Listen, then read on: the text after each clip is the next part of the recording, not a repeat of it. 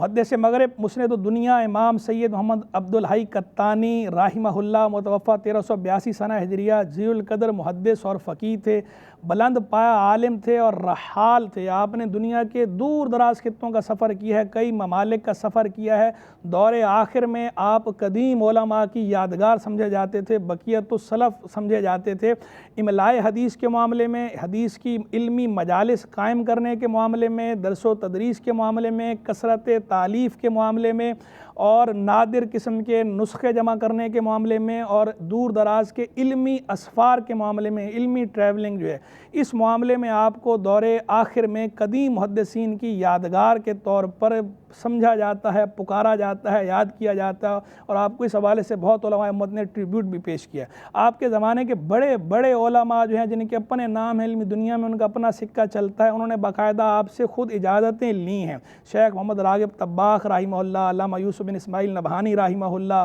شیخ محمد بخیت مطیعی رحمہ اللہ، ان لوگوں نے آپ سے تبادل کیا ہے اپنی سندوں کا، جیسے حدیث کی اصطلاح میں مدبج کہا جاتا ہے، تدبیج، تدبج، متدبج، متدبج، مدبج، کہ دو راوی ہوں، ایک محدث جو ہے وہ اپنی مرویات، اپنی مسموعات کی اجازت دوسرے کو دے، اور دوسرا محدث اپنی مرویات کی اجازت ان کو دے۔ تو آپ ان میں سے بعض سے تو عمر میں بھی چھوٹے تھے، اس کے باوجود انہوں نے آپ سے اجازت لی بھی ہے، آپ کو اپنی مرویات کی اجازت دی اور آپ سے آپ کی مرویات کی اجازت لی ہے، یعنی آپ کے پاس کم عمری میں بھی وہ روایات تھیں اور وہ اجازات تھیں جو ان بزرگوں کے پاس نہیں تھیں، تو آپ نے ان سے استفادہ بھی کیا اور ان کو افادہ بھی کیا، اور آپ کو کئی علماء سے، کئی ائمہ سے آپ کو خلافت حاصل تھی، جن میں سب سے نمایاں نام اعلیٰ حضرت امام احمد رضا خان رحمہ اللہ کا ہے۔ آپ ان کے باقاعدہ خلیفہ بھی ہیں، باقاعدہ شاگرد بھی ہیں،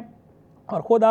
خود شیخ طریقت تھے، سلسلہ عالیہ قطانیہ کے پیشواؤں میں سے آپ ایک ہیں۔ بہت سی شاندار کتابیں آپ نے لکھی ہیں، اور آپ کی کتابیں، سینکڑوں کتابیں آپ کے کریڈٹ پر ہیں۔ سب سے عمدہ کتاب آپ کی ایک ہے التراتیب الاداریہ کے نام سے، جو آپ نے مستشرقین کے اعتراض کے جواب کے طور پر لکھی ہے کہ جناب سرکار علیہ السلام نے کوئی ایسی ریاست قائم نہیں کی کہ جس سے پتہ چلتا ہو کہ حکومت کیسے کی جاتی ہے، تو آپ نے اس کے جواب میں بہترین انداز میں کتاب لکھی ہے التراتیب الاداریہ، جسے نظام الحکومت نبویہ بھی کہا جاتا ہے، اس کا اردو میں ترجمہ ہی موجود ہے۔ تو سرکار کے دور میں کس طرح کیا اقدامات کیے گئے ہیں، ان سارے اقدامات کو بڑے اچھے انداز میں بتایا کہ رول ماڈل ہے ریاست مدینہ، ہر اعتبار سے جدید فلاحی ریاست کا اس کے اندر ماڈل موجود ہے۔ اس کی روشنی میں ہی جو ہے وہ